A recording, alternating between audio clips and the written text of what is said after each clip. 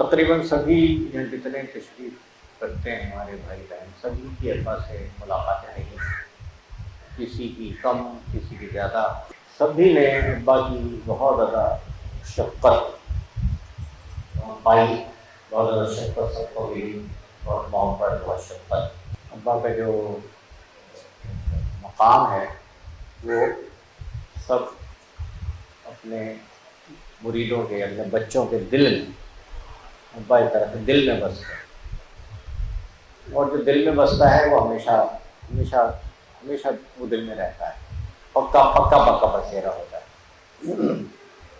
جس سے جتنا زیادہ تعلق ہوتا ہے اس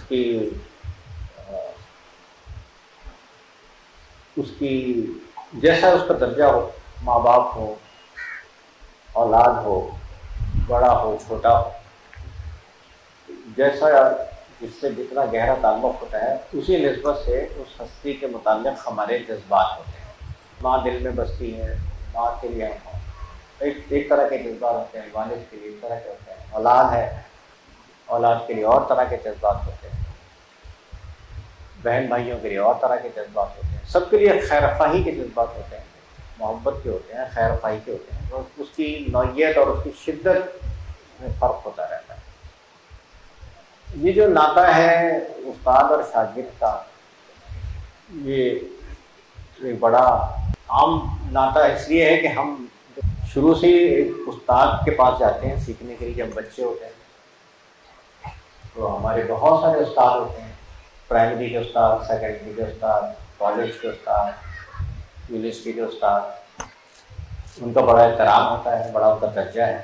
کچھ اساتذہ ایسے ہوتے ہیں جو آپ کو پڑھاتے ہیں، آپ کو یاد بھی نہیں رہتے، کچھ اساتذہ ایسے ہوتے ہیں کہ جو آپ کو کم پڑھاتے ہیں لیکن آپ کو ساری عمر یاد رہتے ہیں۔ پھر ہمارے کالج کے فلاں ٹیچر جو تھے نا وہ، یا ہمارے اسکول کے فلاں ٹیچر تھے، حالانکہ اسکول میں آپ کو 10-12 ٹیچر سے پڑھایا جاتا ہے، لیکن ایک یا دو سے آپ بہت متاثر ہوتے ہیں، ان سے بہت لرن کرتے ہیں۔ تو استاد کا بہت بڑا درجہ ہے، دنیاوی استاد سے بھی بڑا درجہ ہے ایک ایسے استاد کا ہے جسے ہم اپنا روحانی استاد کہتے ہیں، جنہیں اپنا مرشد کہتے ہیں۔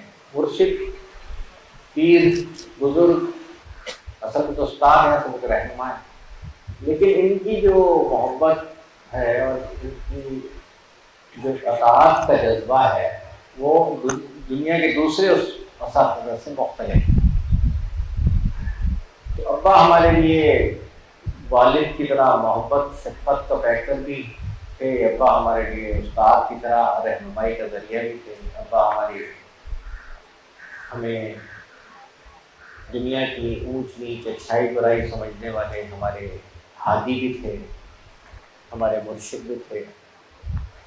اور کتنے لوگ ایسے ہیں، آپ سے بھی ملے ہوں گے، مجھ سے ملے ہیں، جو کہتے ہیں کہ ابا کی وجہ سے ہماری زندگی بدل گئی، زندگی کا رخ بدل گیا، زندگی کا پیٹرن بدل گیا، اور بڑی خاموش اصلاح ہوئی۔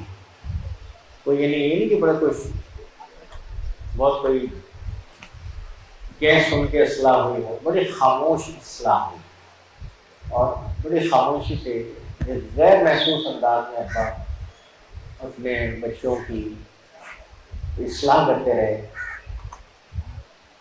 دکھ کا مداوا بنتے رہے، تکلیف میں راحت بنتے رہے، بیماری میں شفا بنتے رہے۔ اللہ تعالیٰ ابا کے درجات کو بہت بلند فرمائے۔ دنیا کا نظام ہے، اللہ کا نظام ہے، جو یہاں آیا ہے اس نے ایسے جانا ہے۔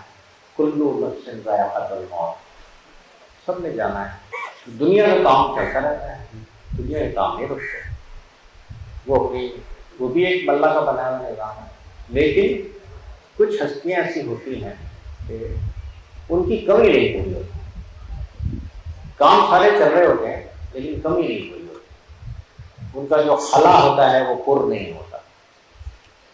تو ابا ہمارے لیے وہی ہستی ہے کہ یہ ابا کی کمی کبھی پوری نہیں ہوگی، اور وہ خلا جو ہے وہ کبھی پر نہیں ہوگا۔ اور وہ کہتے ہیں کہ وقت کے ساتھ، وقت سب سے بڑا مرہم ہے، وقت کے ساتھ ساتھ غم کا بھی مداوا ہو جاتا ہے، دکھوں کا بھی ہو جاتا ہے۔ ٹھیک ہے، بات صحیح ہے، آپ سب کو اپنی زندگی میں تجربات ہوئے ہوں گے، کسی عزیز ہستی کا انتقال ہوا ہوگا، کوئی اور صدمہ ہوا ہوگا، وقت کے ساتھ ساتھ وہ اس احساس کی شدت میں کمی آتی گئی. مگر ابا کا معاملہ ایسا ہے کہ یہ وقت کے ساتھ کوئی کمی والی بات ہم نے نہیں مشاہدہ کی. وقت کے ساتھ کمی والی بات نہیں، وہ صدمہ اسی طرح ہے جیسے پہلے دن تھا. اور وہ جو کمی ہے بہت بڑی کمی ہے، سب کو محسوس ہوتی ہے. اب سوال یہ ہے کہ اب ہمیں کیا کرنا ہے؟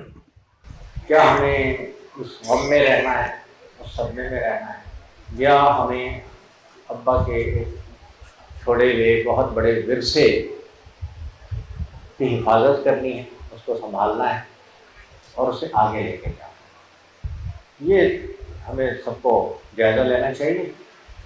میرا نظریہ تو یہ ہے کہ بھائی ایک رسپانسز ہوتے ہیں الگ الگ. ایک اے رسپانس ہوتا ہے، بی رسپانس ہوتا ہے. ایک رسپانس یہ ہوتا ہے کہ کسی کو تکلیف ہو، چوٹ لگے، نقصان ہو تو بہت زیادہ مایوسی میں چلا جائے. ایک رسپانس یہ ہے کہ کوئی بڑا آپ کو دکھ پہنچا، اسی دکھ کو ایک طاقت بنا لیں، اسی صدمے کو، اسی غم کو ایک طاقت بنا لیں. جو لوگ ابا کو جانتے ہیں، ڈیپلی زیادہ جانتے ہیں، تو انہوں نے یہ بات محسوس کی ہوگی، دیکھی ہوگی کہ ابا بہت تعمیری سوچ کے حامل تھے. ابا بہت پازیٹیو سوچ کے حامل تھے. پازیٹیوٹی کا تقاضا دکھ میں مایوس ہونا نہیں ہے. پازیٹیوٹی کا تقاضا ہے، تعمیر کا تقاضا ہے. باقی قدر فکر سے اگر رہنمائی لی جائے تو اس کا تقاضا یہ ہے کہ دکھ کو طاقت میں بدلا جائے، ایک عزم کیا جائے اور اپنی صلاحیتوں کو جمع کیا جائے اور ابا کے مشن کی، ان کے ورثے کی بہت اچھی طرح خدمت کی جائے. ابا کا ورثہ ایک ادارے کی شکل میں موجود ہے، ایک ابا کی تعلیمات کی شکل میں موجود ہے. ابا کی کتابیں ہیں جو ظاہر ہے کہ ان کی فکر کو، ان کے نظریات کو واضح کرتی ہیں.